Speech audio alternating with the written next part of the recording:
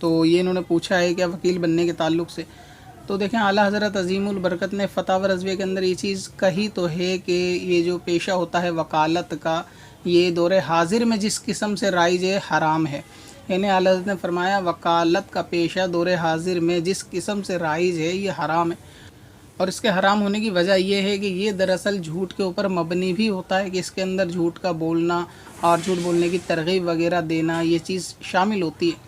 इसी तरह सदरुशरिया मुफ्ती अमजद अली आज़मी रहमतुल्लाह ताला अलैह ने बहार शरीयत के अंदर भी इसकी वजाहत फरमाई है, यानी वकालत के पेशे के ताल्लुक़ से कि इसके अंदर झूठ बोलना होता है, बल्कि झूठे गवाह भी बनाने पड़ते हैं और गवाहों को झूठ बोलने की तालीम भी दी जाती है। लिहाजा अगर कोई वकालत का पेशा करता है और उसके अंदर ये सब मामलों से वो बच नहीं पाएगा तो ज़ाहिर सी बात है उसके लिए हर वो काम कि जिसके अंदर झूठ के ऊपर ही बुनियाद उसकी रखी गई है वो जायज़ नहीं होगा।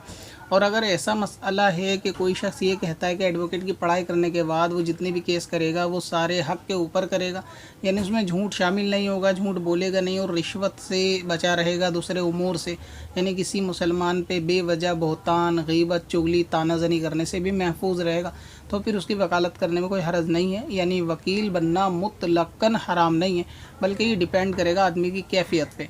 बाज़ मामले ऐसे भी हो सकते हैं, ऐसा कहा नहीं जा सकता कि सारे ही वकील ऐसे हों, ऐसा नहीं होता। ईमानदार भी मौजूद हैं और हर तबके में होते हैं। जैसे पुलिस वाले बदनाम होते हैं अपनी रिश्वत वगैरह की वजह से, तो मगर ऐसा नहीं होता कि सारे ही पुलिस वाले ऐसे होते हैं। पुलिस वालों में भी अच्छे अखलाक के मालिक होते हैं और अच्छे लोग भी होते हैं जो ईमानदारी का साथ देते हैं। ठीक इसी तरह अगर वकालत की बात करी जाए तो हर वकील बनने वाला गुनाह कर रहा है, ऐसा कहा नहीं जाएगा। मगर ये कि अगर किसी को यकीन हो कि वकील बनने के बाद ये सारे केस ईमानदारी से लड़ेगा, यानी हक़ वालों के साथ लड़ेगा, झूठ को सच नहीं बनाएगा, सच को झूठ नहीं बनाएगा। और ईमानदारी से लड़ने से मुराद ये भी है कि किसी को बेवजह ना तो फंसाएगा और ना ही अपने इस पेशे के ऊपर ये हमेशा इस तरह कायम अगर रह सकता है तो वकालत कर सकता है। यानी ये शरीयत के अंदर काम मना नहीं है, मगर ये कि इसके अंदर एहतियात बहुत ज़्यादा है। अब जाहिर है कि ताउम्र ऐसा रहने के बाद ये झूठ को सच को झूठ ना करे जब ज़िंदगी भर वकील रहेगा, तो ये चीज़ मुमकिन नहीं है। इसीलिए अल्लाह ताला ने फरमाया कि जैसी वकालत हमारे दौर में आज चलती है कि लोग इधर का उधर करते हैं, झूठे केस में फंसा भी देते हैं या फंसे हुए मुजरिम को बचा भी लेते हैं। अब इसमें लॉयर बनने में भी अलग अलग स्पेशलिस्ट लोग होते हैं, जैसे क्रिमिनल के अलग होते हैं। तो जाहिर सी बात है अगर वो क्रिमिनल लॉयर बनेगा तो इसके अंदर फिर यही होगा कि जो मुजरिम है, जिसने सही में जुर्म किया है, उसको बचाने की कोशिश करेगा। तो ये भी गुनाह का काम है कि जिसको जो सज़ा मिलनी है उसको मिलनी चाहिए। अब या फिर जो मुजरिम नहीं है, फंस गया है, तो उसके बदले झूठे गवाह तैयार करने पड़ेंगे।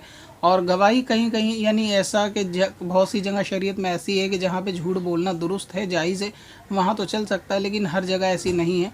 मगर ये कि अपना काम निकालने के लिए ये झूठे गवाह को तैयार करते हैं, इसलिए आला हज़रत ने इसको वकालत के पेशे को हराम करार दिया है।